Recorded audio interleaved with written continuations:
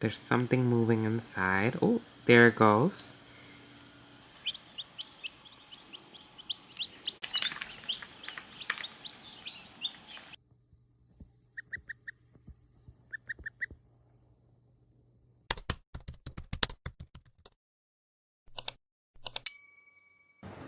Hi guys, happy April. It is a windy, chilly day here, and it is time to incubate some eggs. I have a bunch of eggs, about 60 eggs that I'll be incubating in my cabinet incubator. And spring equals chick raising. So why not? It's time. I want to add some more variety of chickens to my mixed flock. And I want to get fabulous egg colors. So I'll show you along the way what goes on. And I won't be recording the beginning because it's kind of boring. It's same routine, just making sure that the eggs are being turned every day. My incubator turns the eggs about 3 times a day, or I believe maybe every hour it kind of slightly turns them, but I don't have to do that part, so I don't manually turn the eggs. There is one egg in there, which is my goose egg, that I do have to turn manually. And other than that, my incubator regulates the temperature to 99.5, and I leave humidity around 50% for the first 17 days. And then when it's locked down, I increase the humidity to about 65. And I'm gonna have to increase the humidity a little bit more because I have a goose egg in there, which they should be all okay.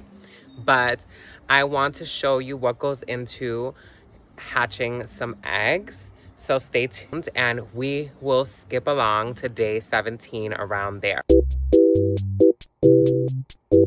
I have my Chickama Hatching Time 180 cabinet incubator, and I'm gonna show you what is going on in here. I'm very excited.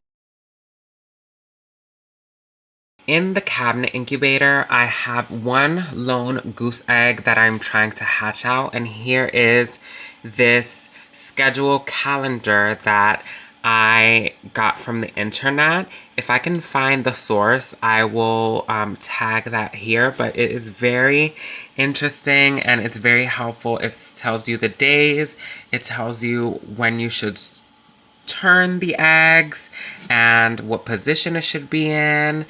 I have really enjoyed keeping on track with the schedule, and right now I'm at day 17, and as you can see, I turn the egg 3 times a day, and I also cool and mist, so I'm at my last schedule. So let's do that now actually. So here is my lone goose egg. This egg came from a farm friend, Bill, who gave me a bunch of goose eggs to incubate on my own time and to see if any of them were fertile.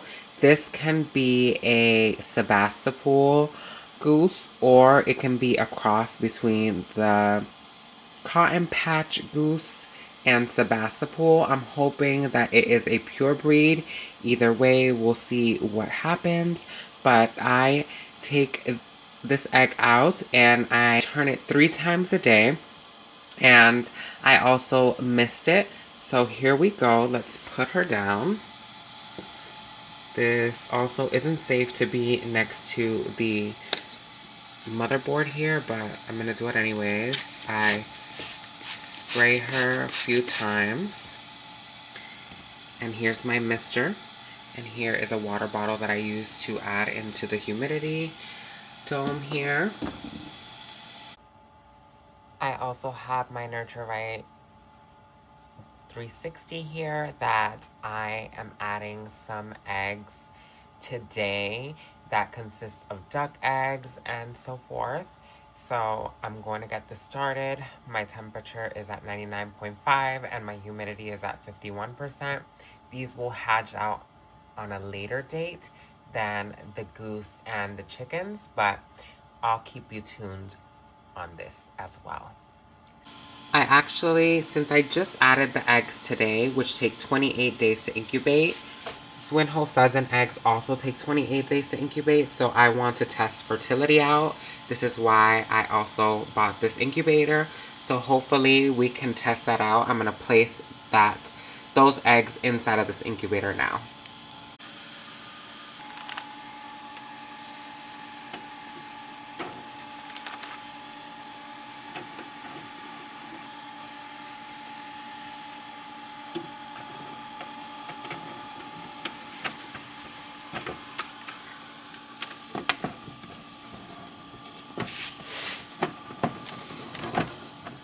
Here I have my calendar where I mark the hatch days and as well as when I have to lock down the eggs to get ready to hatch and when I set the eggs. Here are some of my eggs. I'm very excited. I have them marked. Where I sourced the eggs from, where it says GV, are my initials. And I set a few of my eggs in here. Look at this beautiful olive egger that I have created on my farm. So I wanted to hatch more generations of olive eggers. And then I got some eggs from Open Gate in Westport, and they have some beautiful eggs. Look at this olive. So I'm very, very excited to see these hatch. And I'm also going to separate them in the incubator when it's time for lockdown, so I know that I don't get them mixed up and I can mark I can band my chicks with their individual color depending on what farm they came from. And so you can see I have a bunch of olive eggers. I have some speckled eggs. I don't know if you can pick up that, but this is a speckled egg. Here, this is from a local small farmer, local to me. And this is the Fern House in Carver, Massachusetts. And I got a bunch of eggs from her. So these blue eggs come from a cream leg bar. And I believe that they were back crossed as well to Morans and as well as cream leg bars themselves. Here are some more eggs. As you can see, I'm really into the olive right now. And here, the camera's not picking up, but these are blue egg layers and some very rare endangered breeds like the Shetland chicken. And I got these from Little Man Poultry in Burville, Rhode Island. I go there every year. I really, really enjoy visiting her farm and also getting eggs and birds from Denise. That is her name. And I will be linking down the contact information for some of these people that are great resources for getting hatching eggs and chicks from. So there's Whiting True Blues, cream leg bars, olive eggers, Shetlands, Bielefelders, all kinds of chickens. So I'm candling on my nurture right, and you can't really see in the camera too well, but you can see the air sac is developing really well, and I see some veining there, but it's not picking it up on the camera. Can you guys see those veins here? So there's something moving inside. Oh, there it goes. As you can see, the air sac is developing. You can see some veining. So we are very along the way. We are almost at day 18, 2 more days, and they're ready for lockdown. Hi guys, we are at the lockdown phase of egg incubation. So that means on day 18, I stop turning the eggs. I have an automatic turner in there, so I have to unplug it. And I also have to raise the humidity and keep that incubator closed for now until hatching. Because I want to make sure it's nice and humid in there so that the eggs can hatch out properly. And I have a lot of eggs that I'm locking down, and I'm very excited to see what hatches out. And I also have some quail chicks that are going to hatch, and I'm debating whether or not I should actually separate them into another divider so that they don't get trampled over. I'll probably do that. But I also have a dilemma because I have a goose egg and some eggs that my cousin sent me from Florida that need to be moved to another incubator, which is running. And I just don't want to play with the humidity and incubation period with them right now. Like, I'm like risking it with them, but it has to be done. I have to move them out of the incubator because I'm going to raise the humidity in the main incubator, and I don't want to drown those chicks. They still are not ready to go into lockdown and get that much of a humidity increase. On Wednesday of next week, I don't want to play games. I'm also going to be counting all the eggs, and I'm going to make sure, give them a final check that they are fertile and that I'm not moving infertile eggs or eggs that have given up into the lockdown phase. I have everything written down in my little notebook. So I have like basically wherever I sourced the eggs from, I'm going to have a special band that is colored, and then that color corresponds to a farm. Okay, so the reason that I source a lot of these eggs from different farms is because I really want to work on having a lot of different variations of egg colors. I think that that's so cool, having a basket full of different colors. It's like a mystery, like Easter all the time. So I just love that so much. And different farms have worked on different lines of chickens that produce different colors, some deep, some light tones, dark tones. So I also want to create my own with the chickens that I raise here and that I breed on the farm. So just adding different blood from different farms and just trying to create my own. It kind of gives me something to do. It's super fun.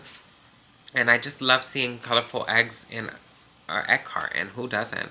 It's like a lot of people don't really realize how different egg colors can be, and the variation that's out there. Usually at the store, it's either brown, sometimes dark brown, or white or cream, but there's endless possibilities. This year, I am trying to be a little bit more organized, so I'll show you all my materials, and we will get to the locking down.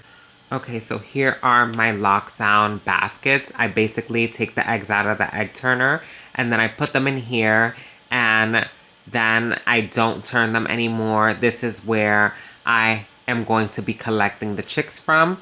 So as you can see, I labeled depending what farm they came from. And then here I have the bands that I'm going to band the baby chicks with. And then I have some cut up egg cartons that I can place in these trays, so that way I am able to not have the eggs move around so much. So the next step is candling the eggs, making sure that they're fertile and that they're ready to be locked down. I'll show you the turning trays and where the eggs are, and I'll try to record some of the egg candling, even though it might not show up on the camera. But we'll be back to lock down some of those eggs. Here are all the eggs in the incubator, and those are the turning trays that they're sitting on. As you can see, here's the electronic box that tells the turners to turn. And so now we're going to take the eggs out.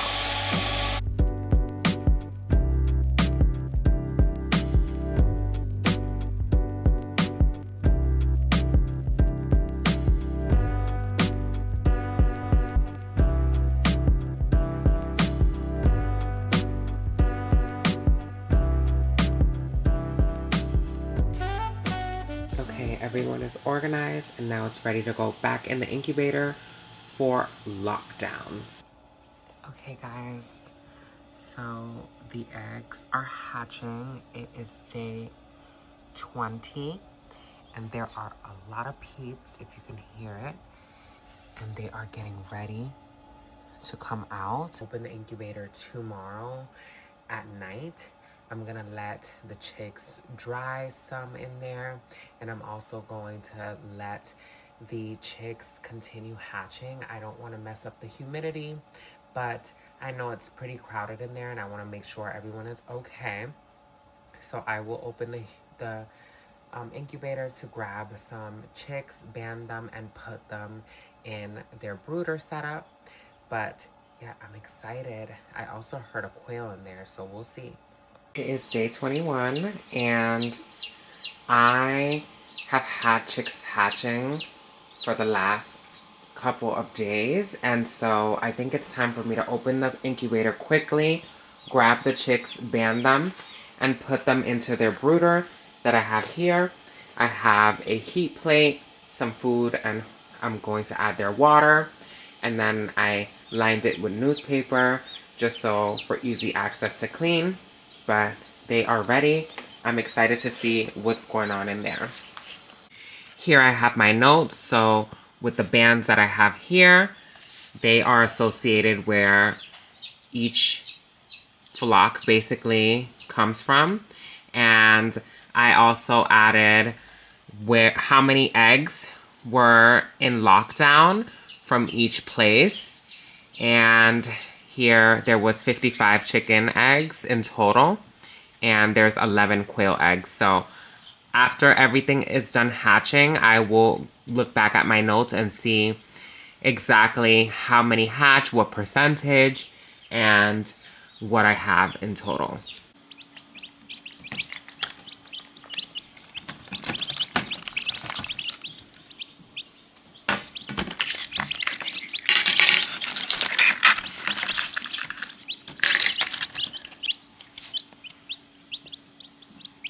Okay, you guys, these are the first chicks from Open Gate Poultry. Look at how beautiful. Oh my gosh. The band, so purple for Open Gate Poultry. Okay, guys, so I banded all the chicks. So purple for Open Gate Poultry. There's 7 little chicks. A lot of them are gray. Super, super cute. And they have muffs. These are from generation Olive Eggers 1 through 10. And they're absolutely beautiful. Let's go to the next set of chicks. Okay, this is the next batch of Little Man Poultry. Oh my god, I see some mosaics. I see some cream leg bars. And I also see some Whiting's True Blue. Gorgeous. I'm going to band Little Man Poultry. And so I take my band, pull out their leg, and there we go. OMG, these are my favorite, the little mosaics. I love them so much. They have little black legs and also little dark beaks. They're so gorgeous when they grow up. I'm also going to take notes of what hatched in terms of breeds, just so that I have an idea. I know that they're tagged with their leg bands, but I also want to have a rough idea of what breeds did hatch, so as they grow, I have an idea of who is who and what is what. In the open gate, this one says a back cross to an Americana. So back cross times A. Then we have an Easter egger. EE. Then we have an olive egger. O. Then we have another olive egger. OE.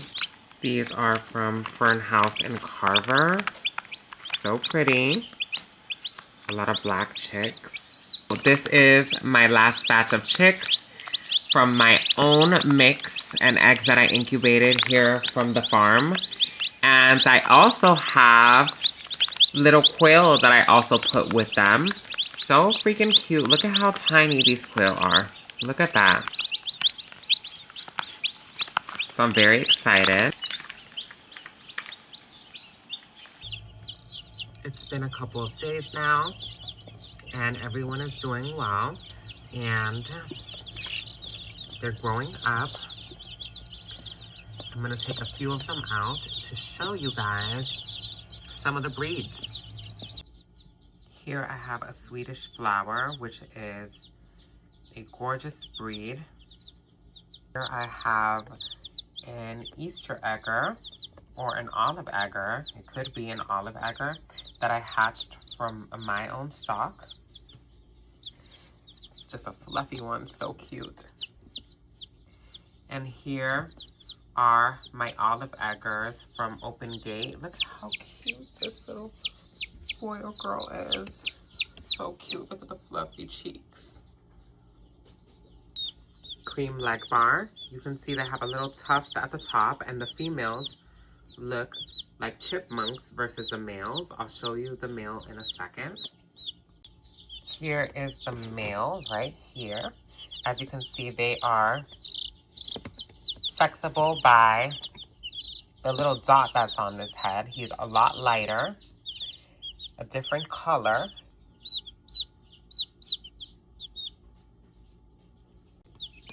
Here I have a Cotornic squirrel. They're so fast. They're so cute. So cute. Look at them. Oh, compared to the chicken. Oh, come back here. So cute. And here I have a mosaic and a beefelder. Look at how cute these guys are. This one has pigmented skin. And this one is a cute little ginger chipmunk. Guys, these are some bonus chicks that I hatched out. My cousin sent me some eggs from Puerto Rico, Kiki Ricky eggs, and 2 of them hatched. They had a horrible shipping, and so that resulted in a lot of the eggs being infertile, but 2 hatched, and they're so tiny and so cute. Okay, you guys, meet Penelope. I think Penelope is a little cotton patch goose. She is so cute. She was one of the last eggs to hatch along with the Kiki Rickies. And she is doing good. This is her 2nd day now. She clearly is attached to me. And she is the only singleton, so I am looking for a goose. Another goose for her. Another gosling so we can keep her company. But she's so cute. There's the boys. I hope you guys enjoyed this video and enjoyed the little small journey I have with these chicks. And we'll be updating you guys soon on what is going on with them in the next couple weeks. As you can see, they're drinking and eating, just enjoying their time. Until next time.